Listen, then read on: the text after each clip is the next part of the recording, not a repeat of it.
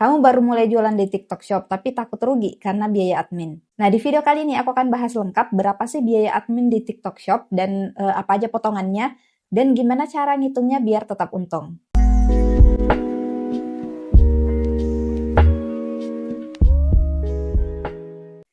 Halo, assalamualaikum teman-teman semuanya. Balik lagi bareng aku Uni. Nah, buat teman-teman yang baru di sini, di channel ini aku biasanya bahas tentang jualan online, jualan di TikTok Shop atau di Shopee, dan seputar affiliate.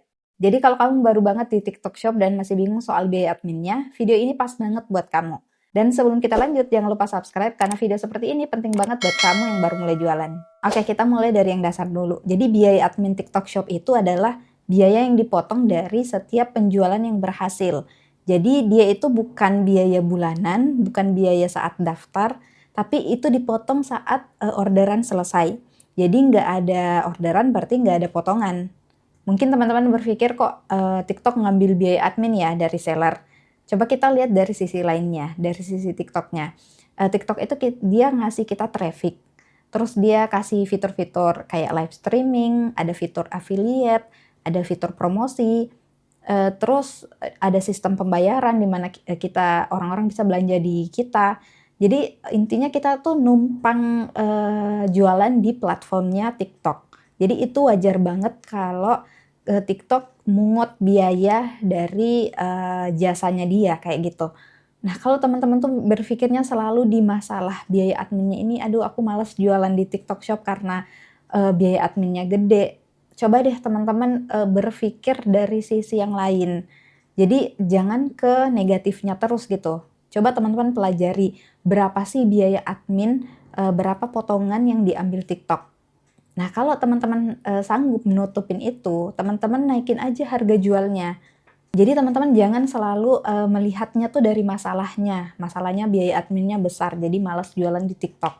Nah, kalau teman-teman serius mau jualan di TikTok, di Shopee, di semua marketplace itu pasti ada biaya admin. Namanya kita nebeng ya di platformnya. Jadi kalau mau jualan di sana ya ikut aturannya mereka. Jadi kalau teman-teman nggak mau rugi, itu penting banget teman-teman hitung dulu biaya adminnya berapa, terus sesuaikan harga jualnya. Oke, sekarang kita bahas perhitungan biaya admin ya. Jadi biasanya tuh ada beberapa biaya admin di TikTok Shop. Yang pertama itu biaya komisi platform. Nah, ini yang utama ya. Ini berdasarkan kategori produknya teman-teman. Jadi tidak semua produk itu biaya admin biaya komisi platformnya itu sama. Jadi ini bisa dilihat ya. Ini ringkasnya kayak gini tabelnya. Jadi paling tinggi itu biaya adminnya 10%, tapi ada diskon lagi dari TikTok. Jadi yang efektifnya itu 8%. Misalkan nih harga produk kita itu 25.000, terus kita masuk kategori yang 10% ini. Berarti yang dipotong itu kan 8%. Jadi 8% dari 25.000 itu Rp2.000. Jadi potongannya 2.000 untuk komisi platform. Nah, ini ada daftar lengkapnya ya, biaya admin di masing-masing kategori. Nanti teman-teman cek aja di link di deskripsi. Aku masukin linknya di situ, teman-teman bisa download dan cek produk teman-teman itu masuk di kategori berapa persen. Oke, kedua ada komisi dinamis. Jadi komisi dinamis itu digunakan salah satunya untuk voucher pengiriman ekstra. Nah, kalau dulu itu kan kita daftar sendiri ya program gratis ongkir TikTok Shop. Dan itu juga ada biaya adminnya. Nah, sekarang itu udah masuk di bagian komisi dinamis. Jadi teman-teman nggak perlu daftar lagi untuk gratis ongkir TikTok Shop. Untuk biayanya sendiri itu berkisar dari 4% sampai 6%. Nah, ketiga itu ada biaya pemrosesan order. Nah, kalau ini biayanya itu udah ditetapkan 1.250 untuk setiap orderan. Jadi berapapun produk yang dibeli oleh customer kita dalam satu paketnya itu tetap biayanya itu 1.250. Nah, yang terakhir itu ada biaya tambahan. Ini berlaku kalau teman-teman aktifin misal affiliate-nya, terus bikin voucher, atau teman-teman daftar yang kayak cashback ekstra. Misalkan teman-teman aktifkan affiliate, jadi setiap kreator yang berhasil menjual produk teman-teman lewat affiliate, itu akan dipotong lagi sesuai berapa persen teman-teman mau kasih ke kreatornya. Nah, misalkan teman-teman masih awal jualan dan nggak mau aktifkan biaya tambahan itu nggak masalah juga. Ini bagian dari strategi penjualannya aja. Jadi ini contohnya teman-teman, kalau sudah ada yang order, kita bisa lihat rincian harganya kayak gini, rincian biaya adminnya. Jadi di sini ada biaya komisi platform, komisi dinamis, ada cashback ekstra, dan ada biaya proses orderan.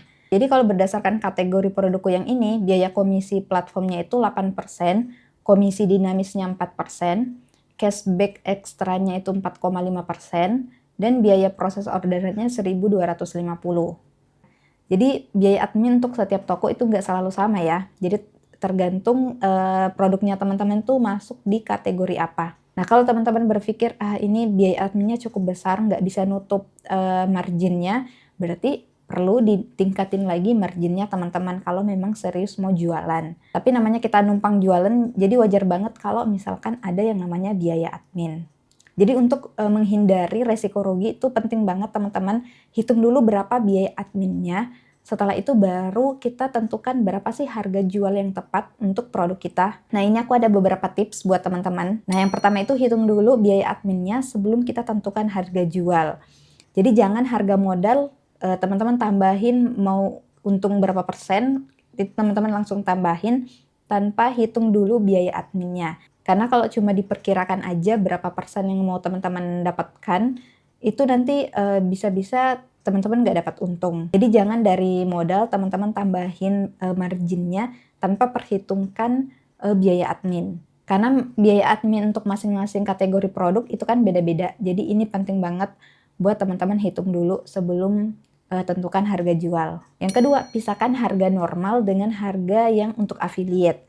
Jadi kalau teman-teman mau produknya di-affiliate-kan, itu pasti kan ada tambahan biaya lagi.